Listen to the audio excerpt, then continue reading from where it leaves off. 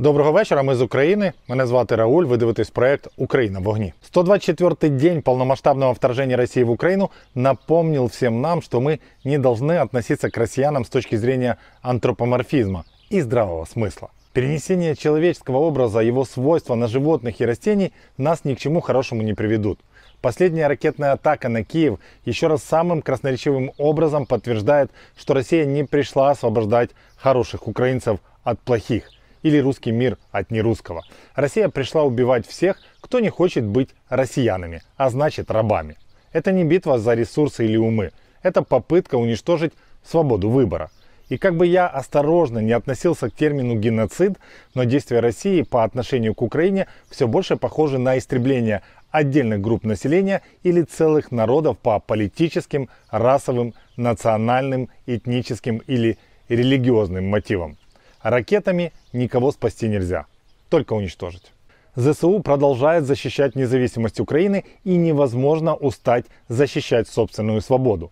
Годы борьбы стоят того, чтобы избежать даже одного дня рабства. Никакие ракетные атаки не могут победить такую большую страну, как Украина. Что бы там себе не придумывала Российская Федерация. Напомню, что все это уже было.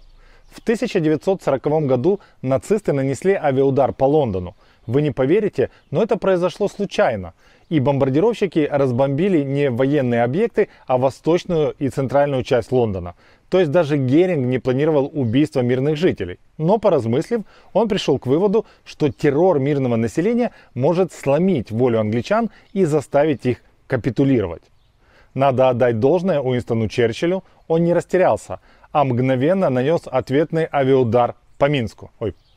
По Берлину.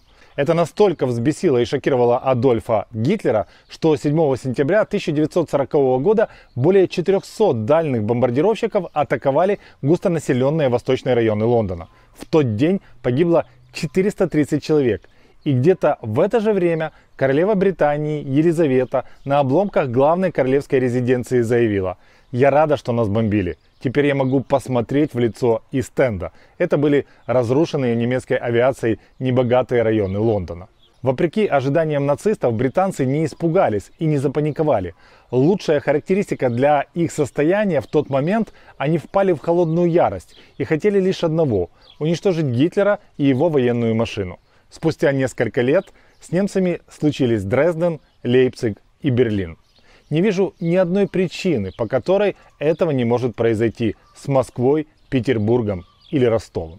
Все, что нам необходимо для победы над российским нацизмом – холодная ярость и работа на победу. Все остальное бункерный гном и его окружение делают за нас, потому что когда боги хотят кого-то наказать, то они сначала лишают разума. Уникальность ситуации заключается в том, что с ума сошел не только Путин и его ближайшее окружение, а фактически все население России.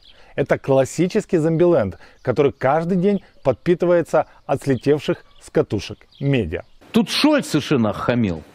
Он заявил, что мы будем помогать Украине деньгами и вооружением до тех пор, пока Путин не осознает свою роковую ошибку. Слышь, Шольц, роковую ошибку совершил не Путин, а Горбачев, когда дал объединиться двум Германиям. Вот это была ошибка. Ошибку совершил товарищ Сталин, который в свое время решил, что не надо все-таки так с Германией, пусть все-таки будет. Вот это была ошибка. Для того, чтобы ты, моль, смел что-то говорить России. Честно говоря, я давно ждал этого блеяния про Сталина и Горбачева, когда первый пожалел Германию, а второй воссоединил. Но правда заключается в том, что Сталин дотянулся до всего, чего только мог в Германии и Европе, и остановился только там, где его остановила западная антигитлеровская коалиция, остановила своим военным присутствием. Что касается Горбачева, в 1989 году СССР как империя ослабла настолько, что в результате мирной революции восточные немцы свергли социалистический режим. Руководители ГДР лишились своих постов, и 3 сентября 1990 года ГДР официально присоединилась к ФРГ. Горбачев в то время мог лишь наблюдать, как разваливается империя зла, и постараться не погибнуть под ее обломками. Путин считает, что развал СССР был великой геополитической катастрофой. Я, как житель СССР, счастлив от того, что он рухнул. Потому что лично я бы никогда не увидел бы Японию, США, Италию, Францию, ЮАР, Норвегию и Финляндию. Не занимался бы тестами автомобилей по всему миру и не получал удовольствия от общения с людьми из других стран.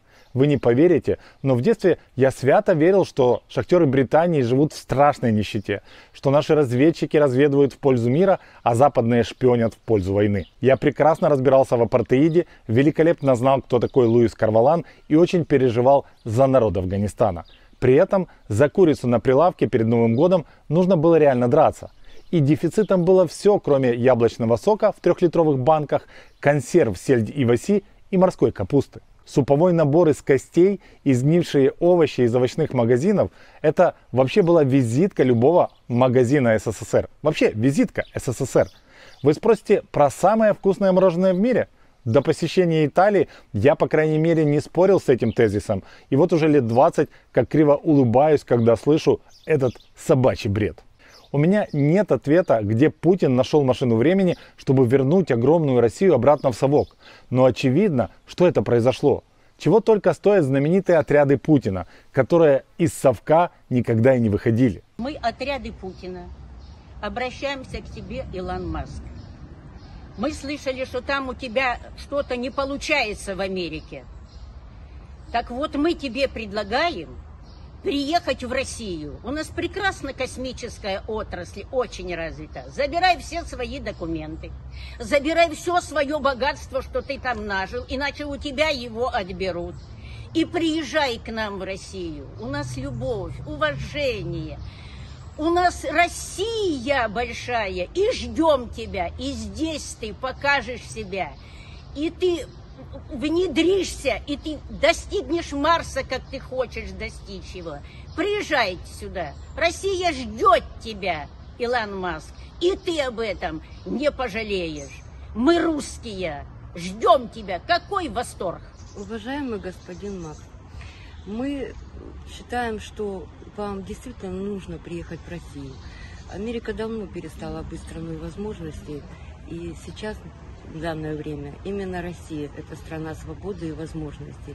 Здесь у нас и величайшие космические технологии, и в придачу к этому еще большие природные ресурсы, энергоресурсы, которые вам, естественно, нужны. Приезжайте, будьте с нами, мы вас ждем. Илон, пока есть возможность приехать в Россию, здесь очень большие возможности тебе стать личностью. Здесь тебе никто не будет ни пинать, ни гонять, ни преследовать, как там в Америке. Здесь очень другой менталитет вообще-то. И люди совсем другие. Поэтому всегда Русь побеждает. В России очень хорошо жить. И нам такие люди, как вы, конечно, мы не против, потому что надо космос осваивать вместе с нашими космонавтами. Это очень будет хорошее предложение для вас, стать здесь личностью. Уважаемый Илон, говори Америке goodbye и приезжай в Россию.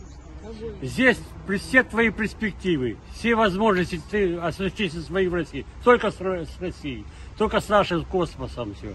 Уже только ради того, чтобы никогда не вернуться в Россию, Илон Маск обязан реализовать программу по колонизации Марса. При этом абсолютно непонятно, чем постоянно закидывается Рогозин, который перманентно вводит санкции против НАСА и постепенно начинает ботать на фене. Надо иметь в виду, что ответные наши санкции, да, конечно, они болезненны для американцев. Мы не стали ждать и не стали терпилами, которые будут только молча выносить санкции против наших организаций. Но проблема не только в Путине, идиотах-чиновников и выживших из ума пенсионеров. У нас проблема даже с широко разрекламированной русской культурой, которая начинается с выгребных ям прямо в домах в Мурманске и аж до самого Эрмитажа в Питере. На Медне там слетел с катушек именно завхоз Эрмитажа Михаил Петровский. Этот мощный старик наговорил на несколько диссертаций для психиатров и, разумеется, начал с козырей. Прямая цитата. Наши последние выставки за рубежом – это просто мощное культурное наступление.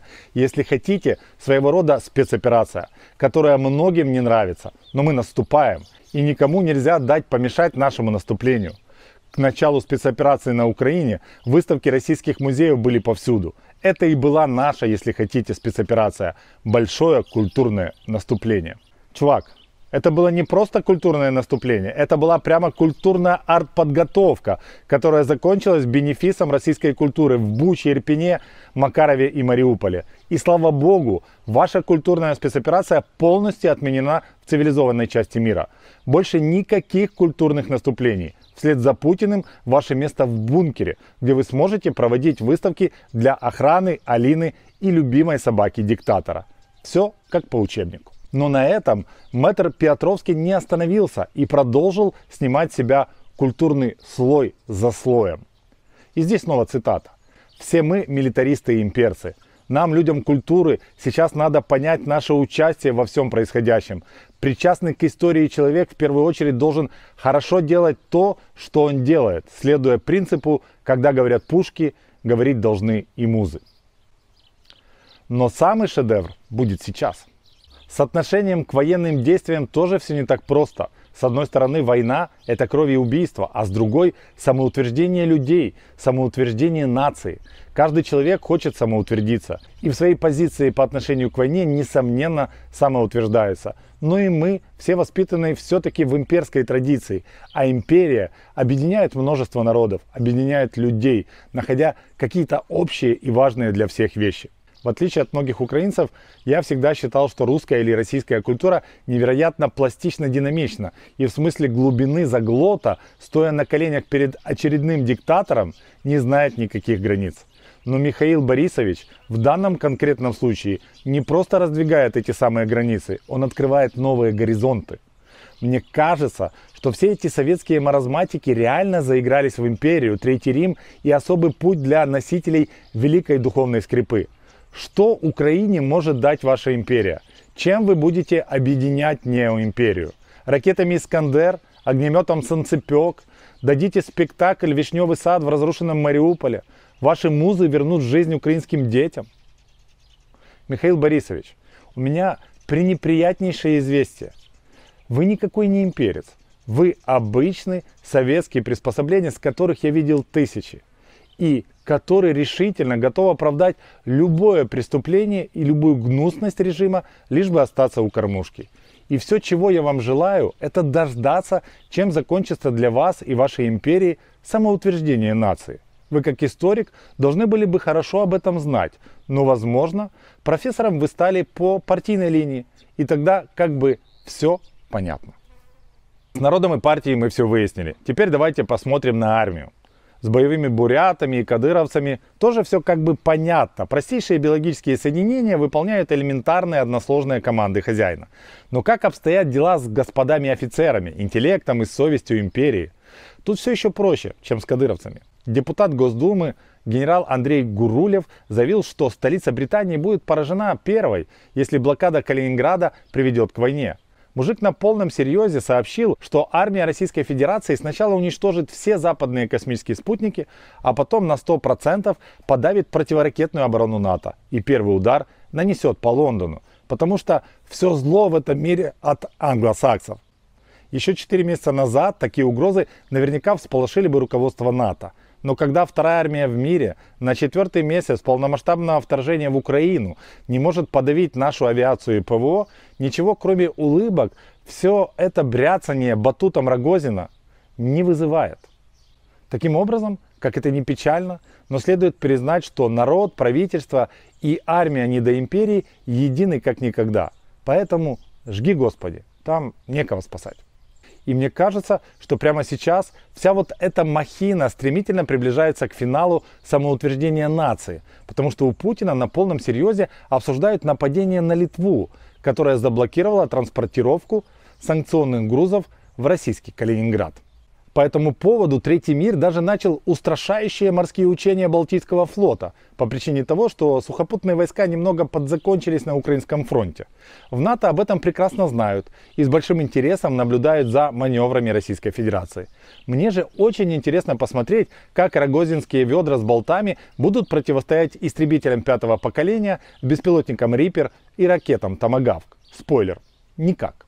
Зато своего вассала Лукашенко они таки могут вынудить дать приказ вооруженным силам Беларуси атаковать наши силы на Волыни. Но и здесь есть небольшая проблема. О всех решениях и приказах Путина мы и наши союзники узнаем в тот же момент, когда эти решения приняты, а приказы только отдаются. А теперь давайте вернемся в реальный мир. США заявили, что поставят Украине ПВО ближнего и дальнего радиуса действия. Страны G7 объявили о том, что будут бессрочно поддерживать Украину в войне с Российской Федерацией. Технологическая и финансовая мощь этих стран в десятки раз превосходят все возможности России, которая в данном случае может рассчитывать лишь на нефть, газ и Господа Бога. Никогда не закончится, у нас всегда он будет. И нефть, и газ. Ресурсы, они рано или поздно истощаются. Вы знаете, я хочу сказать, поскольку мы с вами живем на земле, Бог этого не допустит, чтобы на земле не было ни газа, ни нефти. Раз Он нас поселил здесь, значит, Он обеспечит нас всем необходимым, в том числе и газом, и нефтью. Поэтому мы надеемся на то, что Бог нас не оставит.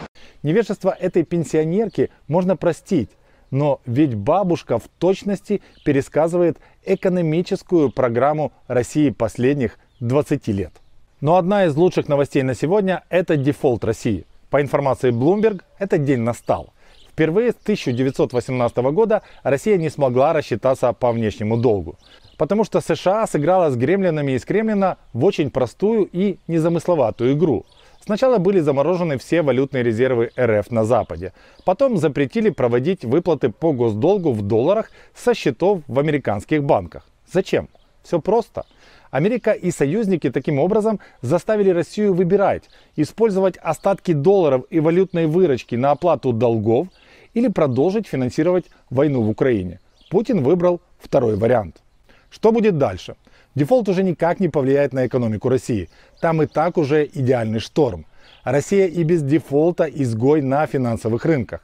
В России больше нельзя испортить климат. Там наступила финансовая экологическая катастрофа. При этом хуже таки будет, потому что Запад точно знает, что делать дальше. Держатели всех долговых обязательств России могут одновременно подать в суд. И те резервы и активы Российской Федерации, которые были просто заморожены, в результате судебного решения будут конфискованы в пользу держателей акций, а часть изъятого, скорее всего, пойдет на помощь Украине. Таким образом, дефолт развязывает руки судам, а их решение даст законное основание преобразовать фонд национального достояния в репарации. По сути, объявив дефолт, Россия пригласила всех участников на банкет за свой счет, потому что Путин снова всех переиграл. Конечно, все это будет не быстрая история. Глубинный народ, который питается стекломоем и полуфабрикатами на основе крысиных хвостов и переработанной туалетной бумаги, мы вообще никогда не достанем никакими санкциями. Но наша цель – средний класс и обнищавшие до уровня всего одной яхты и недепилированной любовницы русские олигархи. Нам нужны нищая Москва и Питер, оголодавший Кадыров и региональные элиты, которые начнут задумываться, а в чем для них польза существования Путина на посту президента России. При этом, когда я говорю «будет не быстро», не стоит все сравнивать с 20-м столетием, когда Второй фронт во Второй мировой войне был открыт только в 1944 году. По сути, на 5-й год войны с нацистской Германией. В 21 столетии все происходит в реальном турборежиме. На 4-й месяц вторжение России в Украину превратилось в борьбу цивилизации против взбесившегося путинского медведя с атомной балалайкой. Для того, чтобы упокоить СССР, ушли десятилетия. У путинской недоимперии такой крепости нет. Тут счет идет на годы, если не на месяцы. А все, что остается украинцам, это сохранять в себе ту самую британскую холодную ярость и не менее хладнокровно уничтожать оккупантов всеми доступными способами. Сегодня наш выпуск, возможно, получился немного пафосным, но знаете, трагедии, которые происходят в Украине ежесекундно, они очищают души людей, потому что вот эти самые человеки в те же самые секунды совершают невероятные подвиги для спасения своего народа і своєї землі. На цьому все. Ви дивилися проект «Україна в вогні». Пам'ятайте про те, що Російську Федерацію буде зруйновано. Слава Україні!